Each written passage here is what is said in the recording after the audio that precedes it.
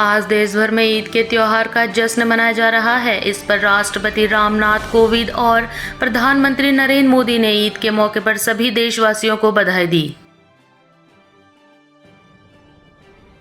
प्रधानमंत्री नरेंद्र मोदी ने कहा, भारत हिम्मत हारने वाला देश नहीं है। भारत और कोई भारतवासी हिम्मत नहीं हारेगा। हम लड़ेंगे और जीतेंगे। प्रधानमंत्री नरेंद्र मोदी ने वीडियो कॉन्फ्रेंसिंग के जरिए पीएम किसान सम्मान निधि की 8वीं किस्त जारी की और 9.5 करोड़ से अधिक किसानों को 20,000 करोड़ के रुपये से अधिक की राशि ट्रांसफर की। इस कार्यक्रम में केंद्रीय कृषि मंत्री नरेंद्र सिंह तोमर भी मौजूद रहे।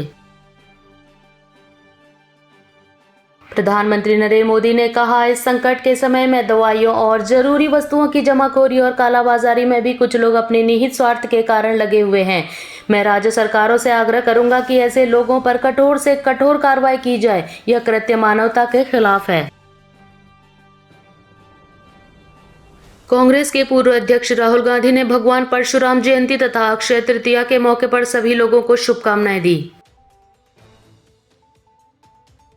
कांग्रेस के सांसद राहुल गांधी और उनकी बहन प्रियंका गांधी को जन्म दिलाने वाले डॉक्टर का निधन हो गया। इस पर शोक व्यक्त करते हुए कांग्रेस महासचिव प्रियंका गांधी ने ट्वीट कर लिखा कि डॉक्टर भंडारी का गुरुवार को निधन हो गया। उनके भाई और उनका जन्म इन्होंने ही करवाया था। इतना ही नहीं, प्रियंका गांधी के दोनों बच्चों ने डॉक्टर भंडारी की देखरेख में ही जन्म लिया था।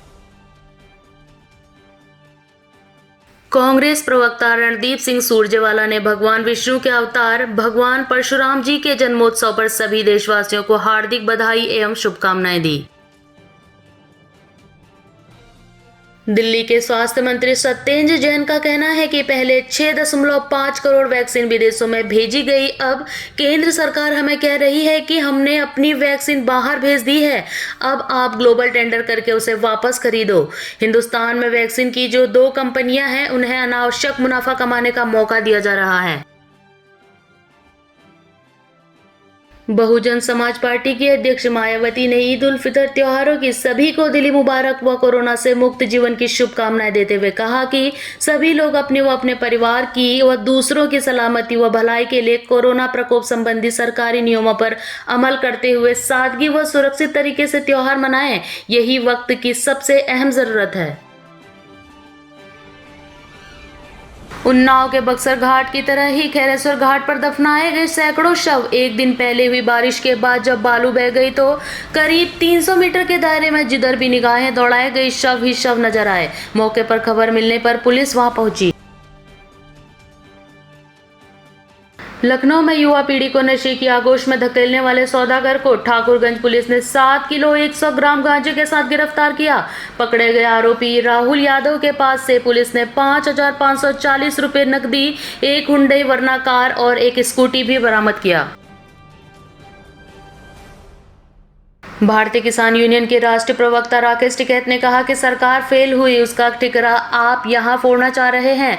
अब इनके पास कुछ और नहीं रहा तो आंदोलन को ही बदनाम करो। पूरे देश में लोग यहां से ही गए।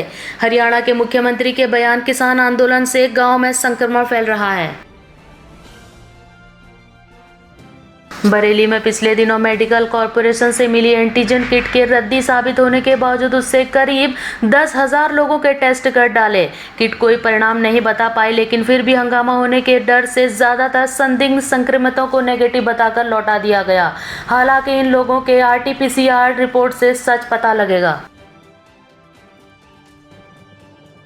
चित्रकूट जेल में बंदियों के बीच फायरिंग होने से पुलिस प्रशासन में हड़कंप मच गया। फायरिंग में एक की मौत हो गई, वहीं पुलिस कार्रवाई में अंशुल दीक्षित भी मारा गया।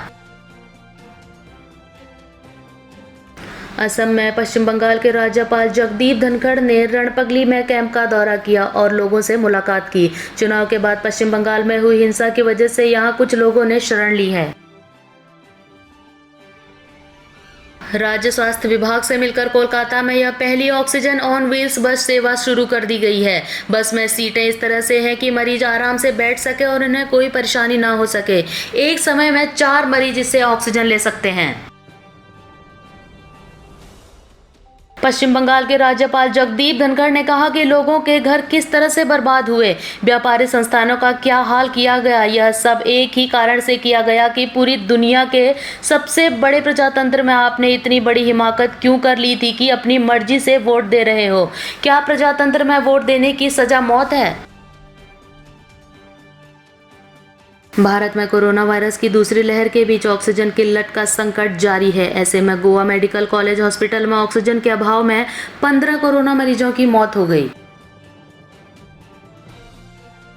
कोरोना महामारी की मार अलग अलग राज्यों में अलग अलग समय पर नजर आ रही है। अभी तक महाराष्ट्र, दिल्ली तथा उत्तर प्रदेश में हालात गंभीर थे, लेकिन अब मध्य प्रदेश और कर्नाटक में हालात बिगड़ रहे हैं।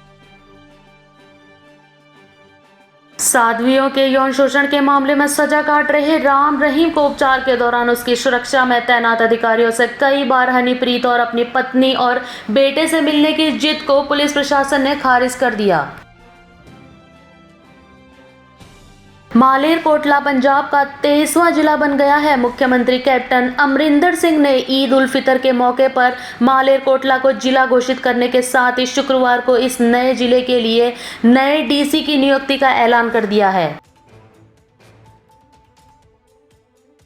फेसबुक पर दोस्ती कर दिल्ली की युवती से 28 वैसियों ने सामूहिक दुष्कर्म किया। इस पर पुलिस ने 3 नामजद सहित 28 के खिलाफ केस दर्ज किया।